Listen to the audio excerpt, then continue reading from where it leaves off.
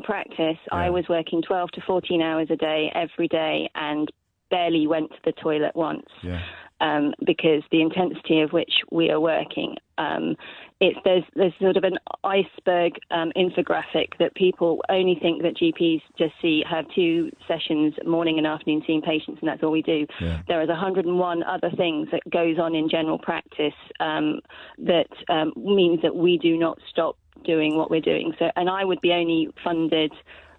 My pay would only cover about 40 hours of my pay a week, and I was at, to keep things running, you have to do those 15, 20 hours each week extra, and all of us. So you're doing 60 to 70 that. hours and being paid for 40, as it were. Yeah.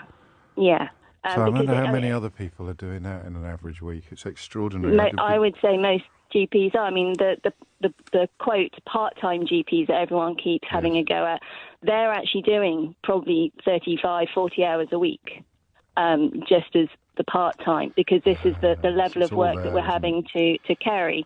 So everything would come to a standstill. I mean, what you have to understand is also an awful lot of what used to be done by secondary care, so in the hospitals, has now been passed into general practice. We are managing far more complex patients than we used to.